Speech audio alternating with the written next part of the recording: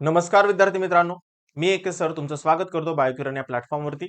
विद्यार्थी मित्रांनो, सध्या आपण डिस्कस करतोय रेस्पिरेशन अँड सर्क्युलेशन हा चॅप्टर, जो की स्टेट बोर्ड बरोबरच एमएसटी सीईटी आणि नीट या सगळ्याच एक्झामसाठी खूप महत्वाचा आहे.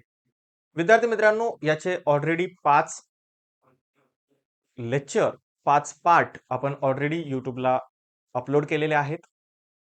आजचा या चॅप्टर मधला शेवटचा पार्ट इथे आपण डिस्कस करणार आहे. लाईन टू लाईन डिस्कशन आपण करतोय, छोट्या छोट्या गोष्टी आपण समजून घेतोय. तरीही तुम्हाला जर काही डाऊट असेल तर तुम्ही कमेंट बॉक्समध्ये टाकू शकता, जिथे मी तुम्हाला आन्सर देण्याचा नक्की ट्राय करेल. विद्यार्थी मित्रांनो, हा जो चॅप्टर आहे तर हा सगळ्याच एक्झामच्या दृष्टीने खूप महत्वाचा चॅप्टर आहे आणि त्यामुळे छोट्या छोट्या गोष्टी समजून घेणं सुद्धा खूप महत्वाचं ठरतं. विद्यार्थी मित्रांनो, याच चॅप्टरला आपण आता जो शेवटचा पार्ट आहे तर तो डिस्कस करणार आहे. चला तर विद्यार्थी मित्रांनो, कुठलाही वेळ न घालवता लगेच सुरुवात करूया आजच्या. बघा विद्यार्थी मित्रांनो, सुरुवात करूया blood वेसल्सने.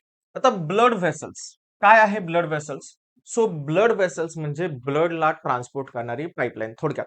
So there are three main types of the blood vessels. First one is the arteries, second one is the vein and the capillaries. So human circulatory system मध्ये ज्या ब्लड वेसल्स असतात तर त्याचे 3 टाईप पडलेले आहेत: arteries, veins and capillary. तर एक एक गोष्ट आपण समजून घेणार आहोत. सगळ्यात सुरुवातीला स्टार्ट करूया आपण आर्टरीज. ओके, आता आर्टरीज काय आहे? तर स्पेसिफिकली आर्टरी एक अशी ब्लडची पाईपलाईन आहे जिच्यामध्ये ऑक्सिजनेटेड ब्लड असतं. मात्र त्याच्यामध्ये पण एक एक्सेप्शन आहे, ते म्हणजे पल्मनरी आर्टरी. पल्मनरी आर्टरी जे आहे तर त्यामध्ये डिऑक्सिजेटेड ब्लड असतं, हार्ट कडून लंग कडे ट्रान्सपोर्ट ते करत असतं. सो त्याला म्हटलं जातं पल्मनरी आर्टरी. बाकीच्या सगळ्या बॉडीमध्ये ज्या आर्टरीज असतात त्यांच्यामध्ये हाय ब्लड प्रेशर असतो आणि त्यांच्या ते ऑक्सिजनेटेड ब्लड ट्रान्सपोर्ट करतात, म्हणजे हार्ट कडून बॉडी पार्ट कडे. बघा, these blood vessels carry blood from heart to various part और ऑर्गन्स ऑफ द बॉडी. म्हणजे हार्ट कडून बॉडी पार्ट कडे जे ट्रान्सपोर्ट करतात तर त्या आर्टरीज असतात. They branch into arterioles and further into fine capillaries. त्याच्यामध्ये जे काही डिवायडेशन होतं तर त्याच्यामध्ये आर्टिओल्स, आर्टरीज पासून आर्टिओल्स बनतात आणि नंतर त्या डिवाइड होऊन नंतर बनतात capillaries. They normally carry oxygenated blood. बघा, मी तुम्हाला अगोदर सांगितलं कुठलं ब्लड कॅरी करतं, तर ऑक्सिजनेटेड ब्लड कॅरी करतं to all part of the body except pulmonary artery. Pulmonary artery except आहे which carry deoxygenated blood. Pulmonary artery जी आहे तर ती डिऑक्सिजनेटेड ब्लड कॅरी करते, बाकीच्या सगळ्या आर्टरी ज्या आहेत तर त्या ऑक्सिजनेटेड ब्लड कॅरी करतात. They are usually situated deep in the body. कुठे असतात? तर बॉडीच्या खूप खोलवरती असतात, deep in the body, except a few like radial, bronchial, femoral. या ज्या आर्टरीज आहेत या मात्र बॉडीच्या सरफेसला असू शकतात. बाकीच्या सगळ्या ज्या आर्टरीज आहेत तर त्या मात्र कुठे असतात? डीपला असतात. So which are superficially located in TS of artery. It's, जर आपण आर्टरीचा जर टीएस घेतला, ट्रान्सफर सेक्शन जर घेतला, it wall show 3 layer. 3 layer त्याच्यामध्ये आपल्याला बघायला मिळतात. कुठले कुठले 3 लेअर आहेत बघा. सो ट्युनिका एक्सटर्ना किंवा त्यालाच म्हटलं तर ट्युनिका ऍडव्हेंटिना, त्याच्यानंतर ट्युनिका मीडिया, त्या सगळ्यात आतमधला जो असतो तो ट्युनिका इंटरना और इंटिमा. सो हे 3 लेअर आहेत: tunica externa, tunica media, tunica interna. जर आपल्याला जर फिगर बघायची म्हटलं तर बघा, इथे फिगर दिलेली आहे आर्टरीची. हा ट्युनिका एक्सटर्ना लेअर आहे, त्याच्यानंतर हा ट्युनिका मीडिया लेअर आहे आणि आतमधला जो आहे तर तो ट्युनिका इंटरना लेअर आहे आणि त्याच्या आतमध्ये असतं लुमेन. तर जर आपण आर्टरीचा जर विचार केला तर ते थोडेसे जाड असतात. का बरं जाड असतं? कारण त्याच्यामध्ये हाय ब्लड प्रेशर असतो आणि त्याचाच एक यूज म्हणून याच्यामध्ये हाय ब्लड प्रेशर असावा आणि ही बस्ट होऊ नये म्हणून ज्या आर्टरीज असतात तर त्या डीपला असतात. Okay, outer most tunica externa is thick. Outer most जो लेअर आहे तर तो कसा असतो? थिक असतो. Tough layer of collagen fibre. आणि कशाने बनलेला असतो? तर कोलाजन फायबरनी हा टफ लेअर बनलेला असतो. The tunica media is made up of smooth muscle and elastic fibre. Tunica media मिडलचा जो लेअर आहे तर तो कशाने बनलेला आहे? तर स्मूथ मसल आणि इलास्टिक फायबरनी बनलेला आहे. This thick muscular and elastic layer make the arterial wall pulsatile. Okay, arterial wall पल्साटाईलने हे लेअर बनलेले आहेत, इलास्टिक नेचर असतं. ओके, आणि हे थोडंसं कमी जास्त सुद्धा होऊ शकतं. The innermost tunica interna is the single layer flat compact endothelial cell surrounding the lumen. Okay, इथे या ज्या सेल्स असतात, इथे सगळ्या सेल्स असतात बघा, इथे आतमधले. ओके, लुमेनच्या सराउंडिंगला. Okay, angular margin around the lumen shows tessellations. Okay, जे लुमेनचा जो लेअर आहे, अँग्युलर लेअर आहे, तर त्याला म्हटलं तर टेसेलेशन्स म्हटलं जातं. So आर्टियल lumen is divide of wall and blood flow through it rapidly and with high pressure. आणि आर्ट्रियल लुमेन मधून हाय ब्लड प्रेशर ट्रान्सफर केला, हाय ब्लड प्रेशर असतो ब्लडला, रॅपिडली ब्लड मुवमेंट होत असते आणि त्याच्यामुळे हे बस्ट होऊ शकतं. हे बस्ट होऊ नये म्हणून जनरली या डीपला असतात. तर पुढे बघा, इथे आपल्याला व्हेनचा पण फोटो दिलेला आहे, व्हेनची पण फिगर दिलेली आहे. आता व्हेन जर बघितला आपण, तर व्हेनचा जो लेअर आहे, इथे जसं हा जाड आहे तर तसा हा बारीक असतो. ओके, व्हेन मध्ये पण 3 लेअर आहेत. बाहेरचा जो आहे तर तो ट्युनिका एक्सटर्ना, आतमधला ट्युनिका मीडिया, त्याच्या आतमधला ट्युनिका इंटरना. हे तीनही लेअर आहे. लुमेन पण तसंच आहे. फक्त काय, तर याची जेवढी जाडी आहे, जाडी आहे याची, तर तेवढी याची जाडी नाहीये. ओके, याची जाडी कमी आहे आणि लुमेनची साईज त्याच्यामुळे वाढलेली आहे. ओके, कारण याच्यामध्ये ब्लडचा जो प्रेशर असतो तर तो कमी असतो. जर कॅपिलरीमध्ये बघितलं तर कॅपिलरीमध्ये ट्युनिका इंटरना असतो. ओके, ट्युनिका इंटरना आहे आणि डायरेक्ट आउट लुमेन आहे कॅपिलरीमध्ये. ओके, इथे ट्युनिका मीडिया वगैरे नाहीये. चला डिटेलमध्ये डिस्कस करूया एकदा. काय दिलंय बघा. सो नेक्स्ट आहे व्हेन्स. आता व्हेन्स जे आहे, व्हेन्स व्हेन्स काय, तर thin wall mostly superficial vessels आपल्या बॉडीवरती इथे दिसतात आपल्याला, जशा इथे दिसतात, इथे दिसतात. तर या ज्या असतात तर या व्हेन्स असतात. Okay, it carry deoxygenated blood.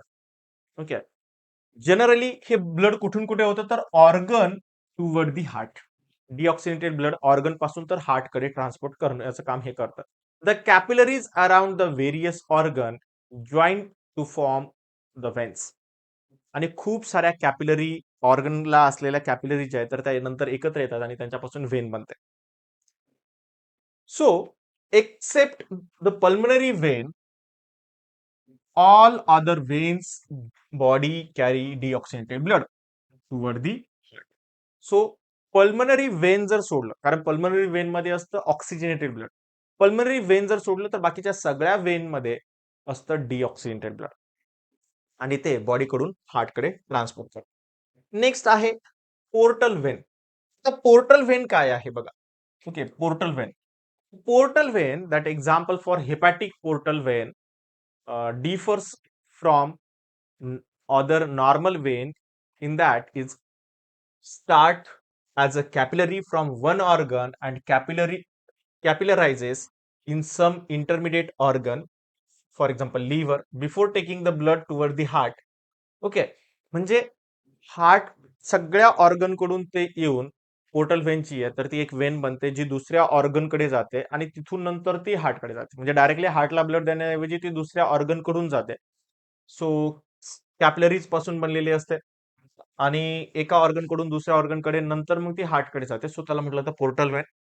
So histologically the vein also show 3 layers like the arteries. जर त्यांचा जर लेअर बघितलं तर 3 लेअर असतात. मागाशीच फिगरमध्ये आपण डिस्कस केलाय.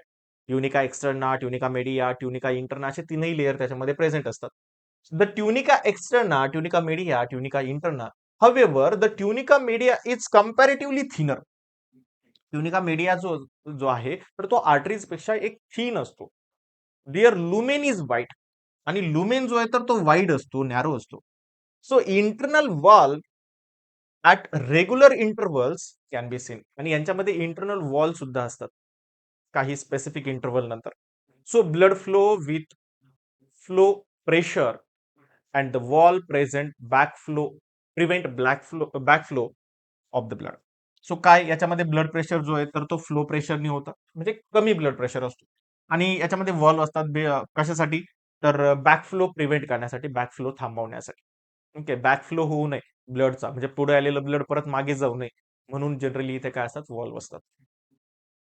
त्याच्यानंतर पुढे दिलेला आहे that is the capillary. Okay, पुढे दिलेला आहे कॅपिलरी. आता कॅपिलरी काय आहे बघा. So these are a network of minute blood vessels. जे छोट्या छोट्या ज्या ब्लड वेसल्स असतात त्यांच्या नेटवर्कला कॅपिलरीज म्हणतात. They are thin wall having a single layer of flat squamous epithelium. Okay, single लेअरने बनलेलं आहे. कशाने बनलेलं आहे तर फ्लॅट स्क्वॅमस इपिथेलियम पासून बनलेलं आहे, resting on the single basement membrane. They are mainly involve in the exchange of material. कशासाठी काम करतं? एक्सचेंज ऑफ मटेरियल साठी काम करतं. Wall of capillaries are form a single layer of squamous epithelium. ज्या वॉल बनलेल्या आहेत तर त्या स्क्वॅमस इपिथेलियमनी बनलेला आहे. And it is stretchable, stretch होऊ शकतात. ओके, इलास्टिक नेचर आहे. Blood flow through the capillaries under the high pressure. High pressure blood transport होत असते याच्यामध्ये. Wall of capillaries bear small endothelial pore or finersty through which blood cells, that is the WBC, can escape by the process called as a diapedasis. आणि हे जे capillaries आहे तर त्याच्यामध्ये छोटे छोटे होल आहे, छोटे छोटे पोर्स आहेत, तर त्याला म्हटलं तर एंडोथेसियल पोर्स. आणि याच्यामधून डब्ल्यूबीसी आहे तर त्या बाहेर जाऊ शकतात. आणि त्याच प्रोसेसला म्हटलं तर डायपेडासिस. ऑलरेडी आपण डब्ल्यूबीसी मध्ये हे प्रोसेस बघितली आहे. सो डायपेडासिस सुद्धा इथे होत असतं. त्याच्यानंतर नेक्स्ट कन्सेप्ट आहे पल्स. आता पल्स काय आहे बघा.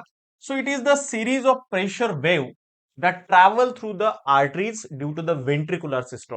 व्हेंट्रिक्युलर सिस्टम मुळे आर्टरीज मधून काही प्रेशर वेव्हच्या सिरीज ट्रान्सफर होत असतात. सो त्यालाच म्हटलं तर pulse. So it is the strongest in arteries closer to the heart and gradually become weak in the arteries away from the heart. म्हणजे हार्टच्या जवळ जे असतं तर त्यांच्यामध्ये जास्त पल्स बघायला मिळतात. हार्ट पासून दूरवरती गेल्यानंतर पल्सचा जो अमाऊंट आहे तर ते कमी होत जातं, इंटेन्सिटी जी आहे तर ती कमी होत जाते. So it can felt easily in the superficial arteries like radial artery in the wrist and carotid artery in the neck. म्हणजे जर आपण इथे जर बघितले, इथे कॅरोटिड आर्टरीज असते, इथे रिस्ट मध्ये, इथे पण रॅडियल आर्टरी असते. म्हणजे तुम्ही डॉक्टरांकडे गेला की डॉक्टर असे दाबून बघतात बघा, म्हणजे आपण तिथे मराठीमध्ये म्हणतो नाडी बघतात. म्हणजेच काय बघतात तर ते पल्स चेक करत असतात. Okay, so the pulse can be felt at particular point of the body. आपल्या बॉडीवरती असे काही पर्टिक्युलर पॉइंट आहेत की तिथे आपल्याला पल्स चेक करता येऊ शकतात. All locations where the pulse can be felt are shown in the figure. आपल्याला फिगर मध्ये ते पल्स पॉइंट दिलेले आहेत बघा, इथे फिगर पण दिलेले आहे. हे पल्स पॉइंट आहेत. इथे आपले, इथे जे असतात इथे पण पल्स असतात, त्याला टेम्पोरल पॉइंट म्हटलं जातं.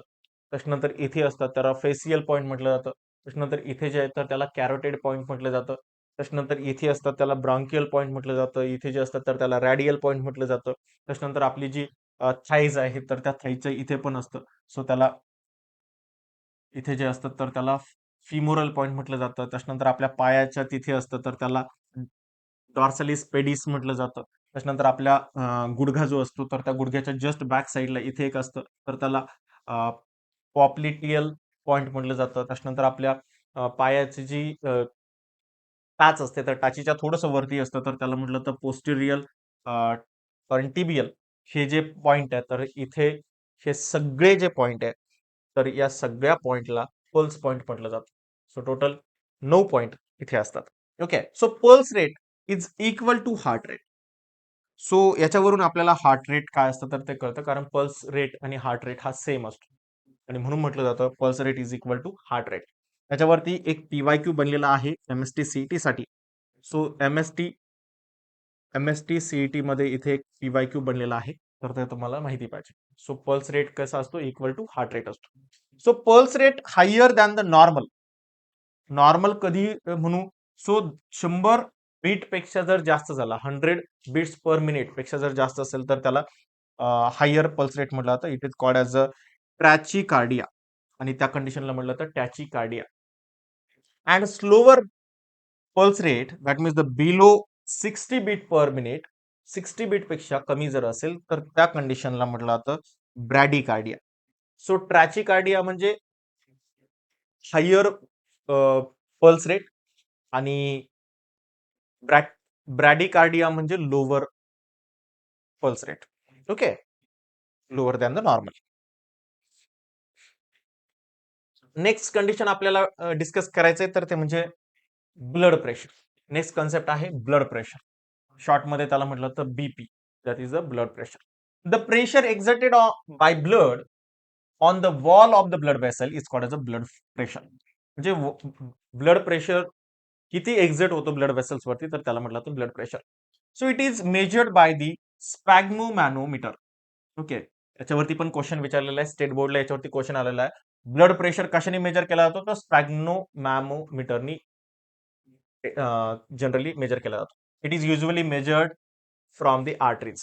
आपले इथे डॉक्टर लावतात बघा, एक बेल्ट लावतात आणि ते हवा मारतात फुसफुस फुसफुस करून, आणि त्याच्यातून आपल्याला कळतं ओके ब्लड प्रेशर मेजर केला जातो. पुढे आपण त्याच्याबद्दल सुद्धा डिटेलमध्ये इन्फॉर्मेशन बघणार आहे. आता पुढचा पॉईंट बघू. So arterial blood pressure. So arteries मध्ये ब्लड प्रेशर कसा असतो बघा. So pressure exerted by blood on the wall of artery is arterial blood pressure. Arteries वरती जेवढा प्रेशर अप्लाय होतो तर त्याला म्हटलं तर arterial blood pressure. So pressure on arterial wall during ventricular contraction म्हणजे सिस्टोल इज सिस्टोलिक प्रेशर. जेव्हा systole through जेवढा ब्लड प्रेशर अप्लाय होतो तर त्याला म्हटलं तर systolic pressure. For normal healthy adult average value is 120 mmHg. So systolic pressure जो आहे तर तो 120 mmHg आहे. The pressure on arterial wall during relaxation of the ventricle that is the diastolic pressure. Diastolic pressure म्हणजे heart जेव्हा relax होतं तेव्हा arteries वरती किती प्रेशर असतो तर त्याला म्हटलं तर diastolic pressure. For normal healthy adult हा जो असतो तर हा असतो 80 mmHg. याचाच अर्थ काय, तर ब्लड प्रेशर हा systolic pressure divided by diastolic pressure असा असतो. आणि म्हणून आपण जे काउंटिंग करतो ब्लड प्रेशरचं तर ते करतो 120/80 mmHg. Okay, normal human blood pressure किती असतो तर 120/80 म्हणजे 120/80 mmHg एवढा प्रेशर असतो. So blood pressure is normally return as a 120/80 mmHg. Normally आपण असं लिहितो 120 ओके, इथे स्लॅश देतो एक आणि त्याच्यानंतर 80 लिहितो.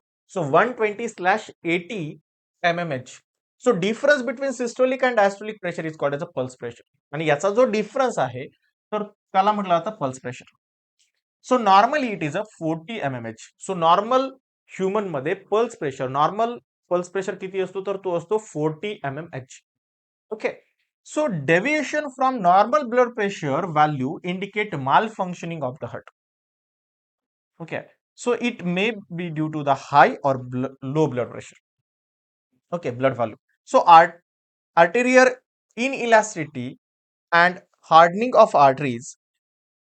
जर आपल्या जे काही ब्लड वेसल्स आहेत तर त्या जर हार्ड झाल्या, त्यांचं इलास्टिसिटी जर कमी झाली तर त्या कंडिशनला म्हटलं तर आर्टरिओस्क्लेरोसिस. म्हणजे आर्टरीज ज्या आहेत तर त्या काय झाल्या, हार्ड झाल्या. सो जर या हार्ड झाल्या किंवा deposition of fat like cholesterol in the arteries त्याला म्हटलं तर ॲथेरोस्क्लेरोसिस. जर जे काही आपल्या आर्टरीज तर त्याच्या आतमधल्या साईडने जर cholesterol, specifically bad cholesterol that is the LDL, हे जर तिथे जमा झालं, डिपॉझिशन झालं त्याचं, तर त्याच्यामुळे काय होतं तर आर्टरीची जी डायमीटर तर ते आणखी कमी होते आणि त्याच्यामुळे सुद्धा ब्लड प्रेशरवरती इम्पॅक्ट होत असतो. सो त्या कंडिशनला म्हटलं जातं atherosclerosis.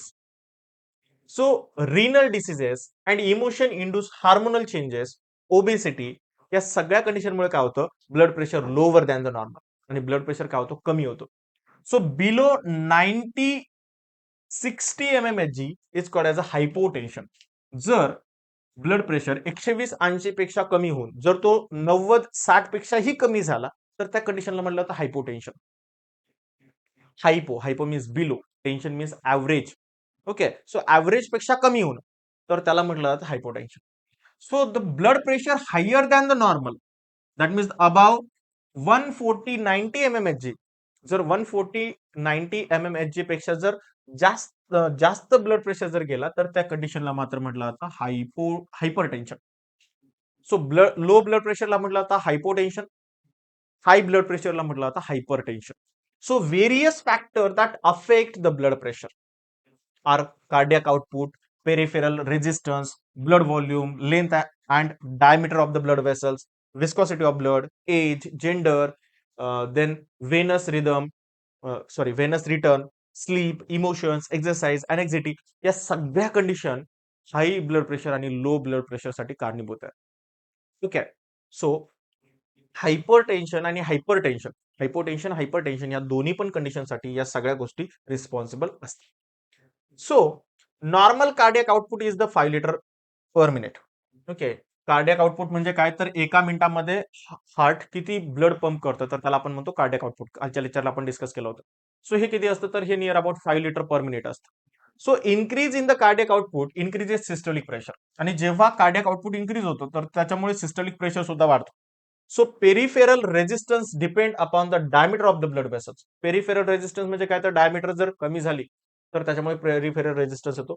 So decrease in the diameter of arterioles, जर डायमीटर कमी झाली आर्टिओज अँड कॅपिलरीज मध्ये under the effect of vasoconstriction, vasoconstrictor मुळे काय होतं, तर डायमीटर कमी होतं, व्हॅसोकॉन्स्ट्रिक्शन होतं. व्हॅसोकॉन्स्ट्रिक्टर कोण आहे, तर व्हॅसोप्रेसिन किंवा ADH.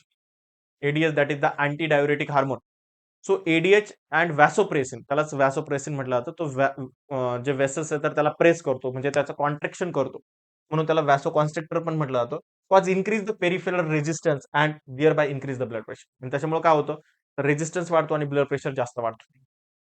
So blood loss in accident decrease the blood volume and दस the blood pressure low.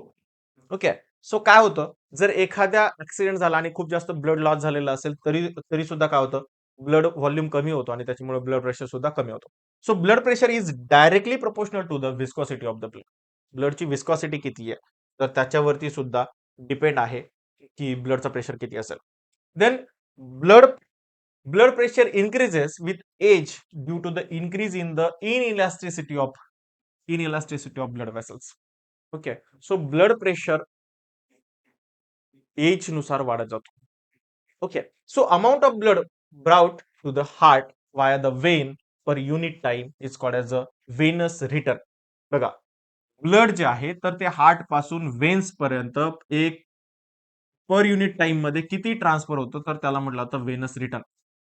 And it is directly proportional to the blood pressure. आणि हे डायरेक्टली कुणावरती डिपेंड आहे, तर ते ब्लड प्रेशरवरती डिपेंड आहे. So blood pressure is also directly proportional to the total length of the blood vessels. Okay. आणि blood pressure जे आहे तर ते डायरेक्टली कुणावरती डिपेंड आहे, तर total length of the blood vessels. Heart पासून किती दूरवरती ते ब्लड ट्रान्सपोर्ट करायचं याच्यावरती सुद्धा ते depend. So blood pressure can also affect by vasoconstriction and or vasodilation. म्हणजे जर वेसल्स कॉन्ट्रिक्ट झाली तर ब्लड प्रेशर वाढेल, वेसल डायलेट झाल्या म्हणजे डायमीटर वाढली तर ब्लड प्रेशर काय होईल, कमी होईल. So female have slightly lower BP than the mail.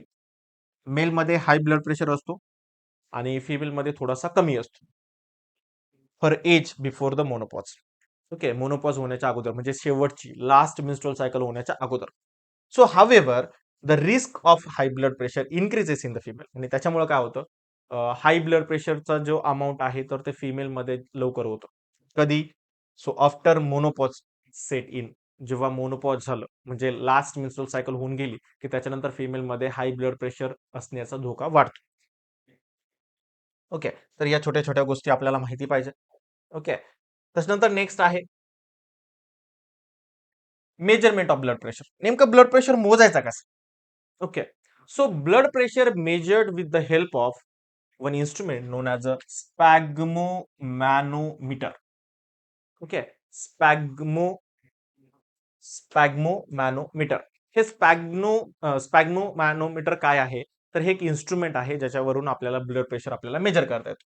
This instrument consist of inflatable rubber bag covered by a cotton cloth. याच्यावरती एक रबर बॅग असते आणि त्याला कॉटननी कव्हर केलेलं असतं, कॉटन क्लॉथनी कव्हर केलेलं असतं. It is connected with the help of tube of mercury manometer. So मॅनोमीटरच्या ट्यूबला ज्याच्यामध्ये मर्क्युरी असेल तर त्यालाही कनेक्ट केलेलं असते on the one side and rubber bulb on the other side. दुसऱ्या साईडला एक रबर बॉल असतो. ओके, रबर बल्ब असतो. During measurement the person is asked to live to sleeping position. Generally ज्याचं ब्लड प्रेशर मोजायचं तर त्याला असं झोपवलं जातं. So the instrument is place at the level of heart. हे खूप महत्वाचं आहे. सो जे इन्स्ट्रुमेंट आहे स्पॅग्नो मॅनोमीटरचं, तर ते हार्टच्या पोझिशन मध्येच ठेवलं जातं. जास्त वरती उचलून ठेवायचं नाही आणि खाली ठेवायचं नाही. The cuff of tightly wrap around the upper arm. Upper arm वरती इथे टाइटली जो बॅग आहे तर ती अशी पॅक केली जाते. The cuff is inflated till the bronchial artery is block due to external pressure. आणि त्याच्यावरती हवा भरली जाते ज्याच्यामुळे एक्सटर्नल प्रेशर आपल्या होतो. आणि जोपर्यंत ब्रॉन्कियल आर्टरी जी ब्लॉक होत नाही तोपर्यंत त्याच्यावरती प्रेशर दिला जातो. Then pressure in the cuff is slowly lowered till first pulsatile sound is hear. आणि जोपर्यंत पहिल्या पल्सचा आवाज येत नाही तोपर्यंत प्रेशर काय केला जातो, रिलीज केला जातो. ओके, बघा हे इथे इन्स्ट्रुमेंट आहे. At this moment pressure indicate in the manometer is systolic pressure sound hear during the measurement of blood pressure. Okay, so काय केलं जातं बघा, हे स्पॅग्नोमॅनोमीटरचं प्रेशर आहे. इथे ही पट्टी आहे, ही जी इथे बांधली जाते, हा एक बल्ब आहे ज्याच्यातून इयर्स पास केले जाते आणि हा स्टेथोस्कोप आहे ऐकण्यासाठी. ओके, काय ऐकण्यासाठी तर जो काही साऊंड आहे पल्सचा तर तो ऐकण्यासाठी. आणि त्या साऊंडलाच म्हणलं जातं कॅरोट कॉफ साऊंड. तर त्या साऊंडला काय म्हणलं जातं, कॅरोट कॉफ साऊंड. सो हा कॅरोट कॉफ साऊंड ऐकण्यासाठी जनरली हा स्टेथोस्कोप वापरला जातो. So pressure in the cuff is further lower till any pulsatile sound can not be heard due to the smooth blood flow. आणि जोपर्यंत हा pressure म्हणजे sound ऐकायला येत नाही तोपर्यंत प्रेशर कमी केला जातो. So sound at this moment pressure indicate in manometer. आणि त्यावेळेस किती प्रेशर होता तर तो इंडिकेट केला जातो, that is the diastolic pressure. And optimal blood pressure normal level lead to the 120-80 mmHg.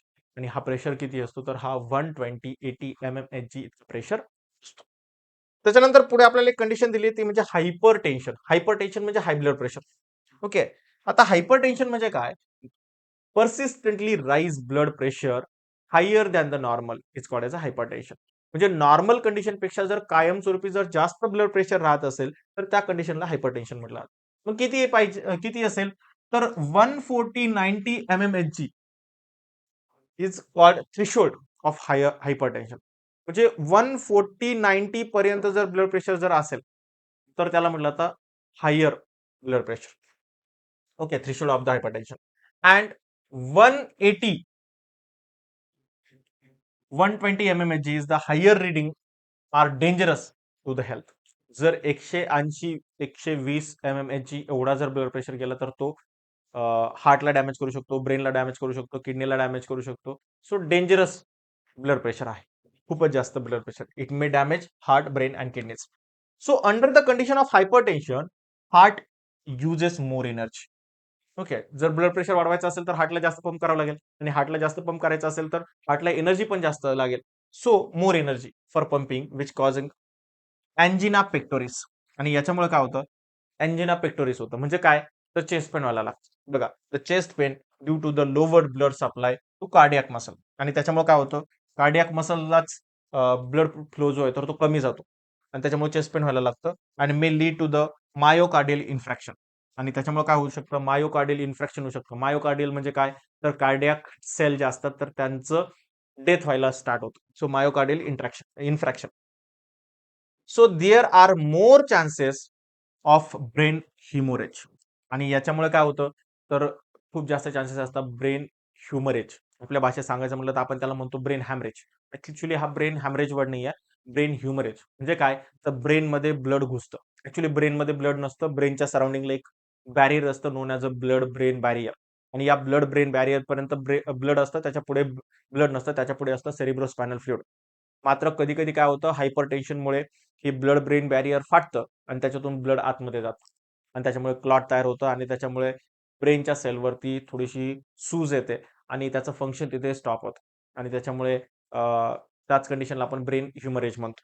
So due to the hypertension as artery in the blood are less protected by the surrounding tissue as compared to the other organ. So in kidney, hypertension may cause kidney failure. Hypertension जर असेल, खूपच जास्त pressure जर असेल तर kidney failure सुद्धा होऊ शकतो. देन नेक्स्ट आहे coronary artery disease, that is the CAD, coronary artery disease, CAD. It is also known as atherosclerosis. आणि यालाच म्हटलं जातं ॲथेरोस्क्लेरोसिस. मगाशीच आपण डिटेलमध्ये डिस्कस केलं होतं ॲथेरोस्क्लेरोसिस बद्दल. In these calcium, fat, cholesterol and fibrous tissue get deposited in the blood vessels.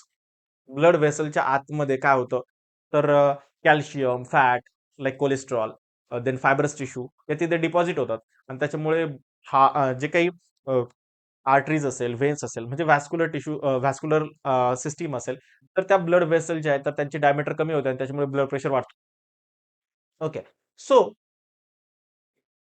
Blood vessel supplying blood to the heart, so muscle making lumen narrow. जो ब्लड वेसल्स जे असतात तर त्यांचा लुमेन जो आहे तर तो नॅरो होतो. ओके, व्हॅसो कॉन्स्ट्रिक्शन होतं थोडक्यात. ओके, तर त्या कंडिशनला म्हणलं तर coronary artery disease, that is the CAD or atherosclerosis. Next आहे अंजिना पेक्टोरिस. अंजिना पेक्टोरिस काय आहे बघा. So it is the pain in chest. Okay, chest मध्ये पेन होतं, resulting from the reduction in the blood supply to the cardiac muscle because of atherosclerosis or arteriosclerosis. बघा, दोन condition इथे सांगितलेल्या आहेत, अथेरोस्क्लेरोसिस और अर्टेरिओस्क्लेरोसिस. आता अथेरोस्क्लेरोसिस म्हणजे तर आपण बघितलं काय, तर जनरली त्याच्यामध्ये डिपॉझिशन झालं आणि व्हॅसो कॉन्ट्रॅक्शन झालं. पण इन केस जर आर्टरीज जे आहे तर त्या हार्ड बनत असेल, ज्याच्यामुळे कॉन्ट्रॅक्शन रिलॅक्सेशन होत नसेल आर्टरीज मध्ये, तर त्या कंडिशनला म्हणलं जातं अर्टेरिओस्क्लेरोसिस. या दोन्हीही कंडिशन मध्ये काय होतं, तर कार्डियक मसल्सला ब्लड जेवढं पाहिजे तर तेवढं ट्रान्सफर होत नाही आणि त्यामुळे आपल्या चेस्टमध्ये काय होतं तर पेन व्हायला लागतं. So it is characterise by severe pain, खूप जास्त पेन व्हायला लागतं.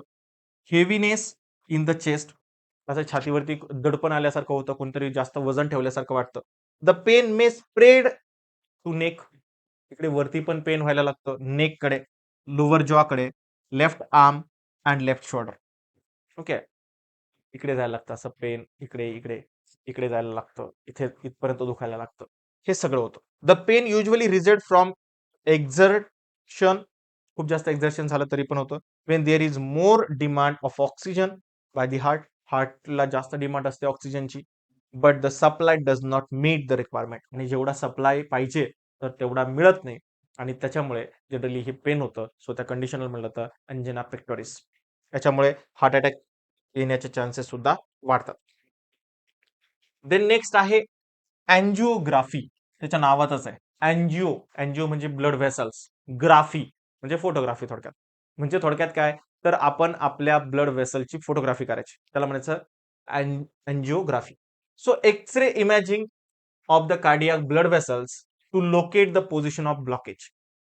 Okay, it's called as angiography. म्हणजे काय करायचं, तर एक्सरे इमॅजिन करायचं, एक्सरेनी फोटोग्राफी करायची, कार्डियक वेसलची फोटोग्राफी करायची आणि हे लोकेट करायचं की ब्लॉकेज कुठे झालेलं आहे. ठीक आहे, ब्लड वेसल्स मध्ये कुठे ब्लॉकेज आहे. सो त्याला म्हटलं जातं angiography. So depending upon the degree of blockage, blockage किती आहे त्याचं कसं आहे, रिमेडियल प्रोसिजर लाईक अँजिओप्लास्टी और बायपास सर्जरी आर परफॉर्म. आणि एकदा का अँजिओग्राफी केली की त्याच्यानंतर कळतं की ब्लॉकेज किती आहेत. जर एका वेनमध्ये 3 किंवा 3 पेक्षा जास्त ब्लॉकेज असेल तर बायपास सर्जरी सजेस्ट केली जाते, आणि त्याच्यापेक्षा जर कमी ब्लॉकेज असेल, जनरली डिव्हायडेशन मध्ये जर ब्लॉकेज नसेल, तर अशा वेळेस अँजिओप्लास्टी सजेस्ट केली जाते. Okay, in angioplasty the stents is inserted at the site of blockage. त्या ब्लॉकेजच्या साईटला एक स्प्रिंग टाकली जाते, त्याला टेन्स म्हटलं जातं, to restore the blood supply. आणि त्याच्यामुळे काय होतं, ब्लड सप्लाय जो होतो तो रिस्टोर होतो. In bypass surgery, the atherosclerotic region is bypassed with part of vein or artery taken from any other suitable part of the body like hand and leg. Bypass सर्जरीमध्ये काय केलं जातं, आपल्या हाताच्या किंवा पायाची एखादी वेन किंवा आर्टरी काढली जाते आणि सपोज इथे ही एक वेसल आहे, इथे एक ब्लॉकेज आहे, इथे एक ब्लॉकेज आहे, इथे एक ब्लॉकेज. मग काय केलं जातं, तर इथे एक याला बायपास करून दिला जातो, दुसरी एक वेन टाकून त्याला एक बायपास करून दिला जातो, तर याला म्हटलं जातं bypass surgery. Okay, so bypass सर्जरीलाच खूप वेळेस ओपन हार्ट सर्जरी सुद्धा म्हटलं जातं काही ठिकाणी. ओके, त्याच्यानंतर नेक्स्ट आहे हार्ट ट्रान्सप्लांट. जर एखाद्याचा हार्टच जर खराब झालं, डॅमेज झालं, तर हार्ट ट्रान्सप्लांट रिप्लेस केला जातो. So replacement of सिव्हिअरली damage heart by normal heart from brain dead और रिसेंटली डेड डोनर. म्हणजे आत्ताच एखाद्याची डेथ झाली किंवा एखाद्याचा ब्रेन डेथ झालाय, तर अशा रिसिपियंट कडून त्याचं नॉर्मल हार्ट काढलं जातं आणि ते ज्याचं हार्ट डॅमेज झालेलं आहे तर त्या माणसाला बसवलं जातं. सो त्या कंडिशनला म्हटलं जातं heart transplant. So heart transplant is necessary in case of patient with end stage heart failure. शेवटच्या स्टेज ज्याच्यामध्ये हार्ट फेल्युअर झालंय त्याच्यामध्ये, किंवा सिव्हिअर करोनी आर्टरी डिसीज, ज्याच्यामध्ये एस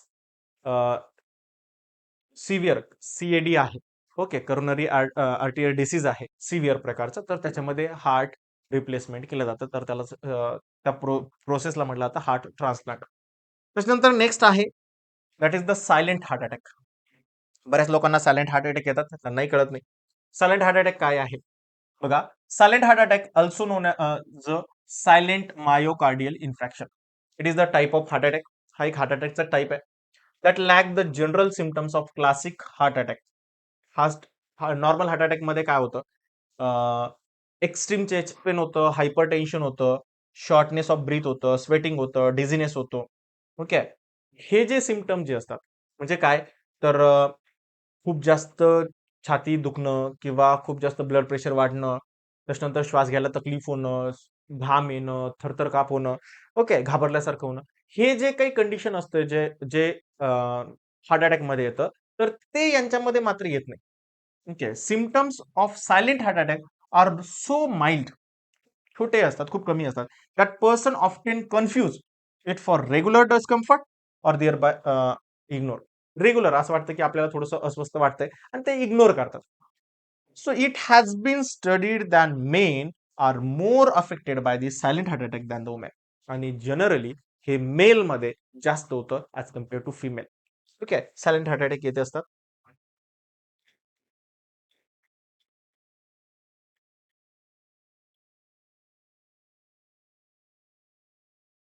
नेक्स्ट आपल्याला डिटेलमध्ये डिस्कस करायचं तर ते म्हणजे इलेक्ट्रोकार्डिओग्राफ, दॅट इज द ईसीजी. तुम्ही खूप साऱ्या डॉक्टरकडे गेल्यानंतर एक असा एक ग्राफ बघितला असेल, किंवा तुम्ही खूप साऱ्या मूव्हीमध्ये बघितलेलं असेल असं, आणि ही लाईन जर सरळ जर झाली तर लगेच पी असं वाजायला लागतं, आणि त्याच्यानंतर आपण समजतो की तो माणूस मेला. ओके, सो जनरली ते जे चालू असतं तर ते मशीन असतं दॅट इज द इलेक्ट्रोकार्डिओग्राफ म्हणून एक मशीन असतं, त्याच्यावरती इलेक्ट्रोकार्डिओग्राम चालू असतं. काय बघा, so graphical recording of electrical variation detected at the surface of the body during their propagation through the wall of heart. हार्टचं जे प्रपोगेशन आहे म्हणजे ब्रीदिंग रेट जो आहे, तर तो एका ग्राफिकल रिप्रेझेंटेशनने दाखवला जातो. सो त्यालाच म्हटलं जातं इलेक्ट्रोकार्डिओग्राम, शॉर्ट मध्ये त्यालाच म्हटलं जातं ECG. This recording may be in the form of print out और ऑन स्क्रीन डिस्प्ले. एक तर प्रिंट आउट मध्ये असेल किंवा स्क्रीनवरती दिसत असेल. The instrument use for this recording that is the ECG machine. ECG machine म्हटलं जातं किंवा त्यालाच आणखीन एक नाव आहे इलेक्ट्रोकार्डिओग्राफ. इलेक्ट्रोकार्डिओग्राफ. ओके, इलेक्ट्रोकार्डिओग्राम काढला जातो इलेक्ट्रोकार्डिओग्राफ पासून. So this instrument detect the amplifies the signal. आणि हे काय करतं, सिग्नलला अँप्लिफाय करतं आणि रेकॉर्ड करतं. अँप्लिफाय करतं म्हणजे वाढवतं. ओके, त्यामुळे आपल्याला कुठलाही डॅमेज होत नाही. Okay, so various electrode are use for recording of signal. खूप साऱ्या ठिकाणी इलेक्ट्रोड लावले जातात बॉडीवरती. 4 electrode are position on the limb, 2 on arm and 2 on leg. Okay, 4 electrode लावले जातात लिम्बवरती, 2 आपल्या हातावरती लावले जातात, 2 आपल्या पायावरती लावले जातात. So there are limb electrode. 6 electrode are position on chest. 6 जे आहेत तर ते चेस्ट वरती लावले जातात. हे सगळे इलेक्ट्रोड लावले की त्याच्यानंतर आपल्याला रेकॉर्डिंग दिसायला लागतं. In a normal record 3 different wave are recognise. 3 प्रकारच्या वेव्ह आहेत. एक आहे पी वेव्ह, दुसरी आहे क्यूआरएस कॉम्प्लेक्स, आणि तिसरा आहे टी वेव्ह. काय आहे बघा, so P wave is small upward deflation from baseline of graph. Okay, थोडस वरती घेतो, इथे ग्राफ पण दिसेल बघा. सो नॉर्मली काय होतं बघा, ही अशी थोडीशी वेव्ह जी आहे तर ती अशी वरती जाऊन थोडीशी स्लाइडला आली, परत खाली आली. ओके बघा, वरती गेली, थोडीशी खाली आली, परत पुढे गेली, परत खाली आली. जर अशी जर वेव्ह असेल तर त्या वेव्हला म्हटलं तर P wave. It represent atrial depolarization. Atrial depolarization दाखवलं जातं. त्याच्यानंतर खाली गेलंय, परत वरती गेलंय, परत खाली गेलंय, आणि मग नॉर्मल कंडिशनला आलाय. ओके, सो याला म्हटलं जातं P sorry Q R S. So याला म्हटलं जातं Q R S complex. Okay, start from the slide downward. आधी सुरुवातीला खाली जातं, नंतर वरती जातं, okay. Sharp, okay, continue as sharp and large upright wave and end in the downward wave. Okay, परत खाली येतं. सो याला म्हटलं तर QRS complex, that is the ventricular depolarization. त्याला म्हटलं तर व्हेंट्रिक्युलर डिपोलरायझेशन. त्याच्यानंतर एक नॉर्मली स्लाइटली वरती जाते आणि परत स्लाइटली खाली येते बेसलाईनला. इथे परत असा गॅप नाही पडत की थोडंसं पुढे गेलं आणि मग खाली आलं. नाही, डायरेक्टली वरती गेलं आणि त्याच वेव्ह मध्ये खाली आलं. तर याला म्हटलं तर T wave. So small wide and upwardly elevated wave that represent ventricular repolarization. So याला म्हटलं तर व्हेंट्रिक्युलर रिपोलरायझेशन.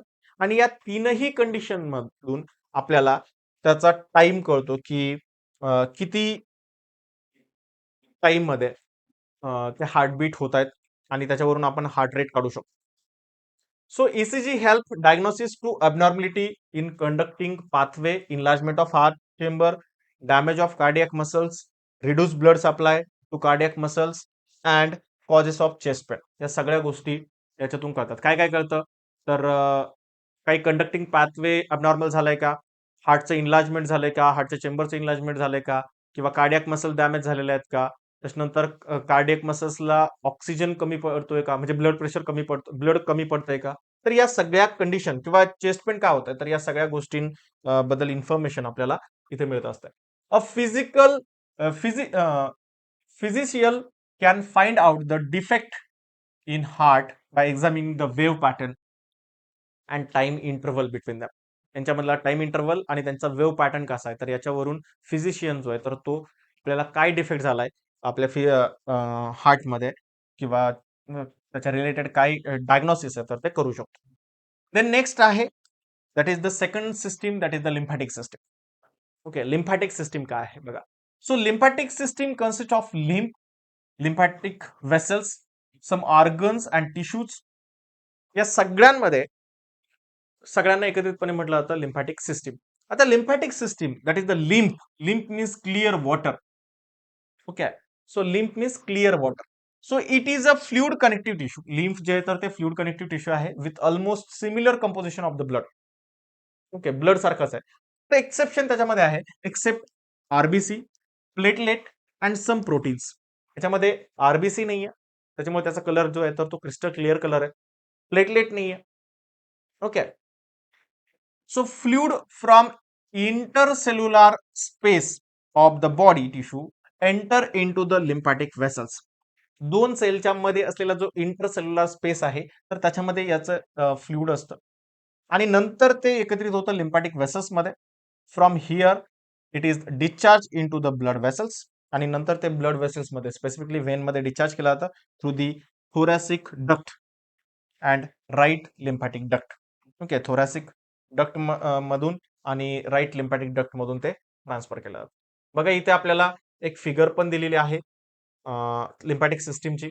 बघा लिम्फॅटिक सिस्टीम कुठे कुठे असते, तर इथे असते टॉन्सिल. टॉन्सिल मधून अशी निघते. ओके, हार्टकडे जाते. ओके, इकडे परत एक साईडला येते.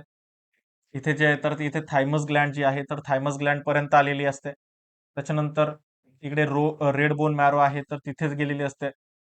त्यानंतर इथून परत अशी खाली येते. So that is the thoracic duct.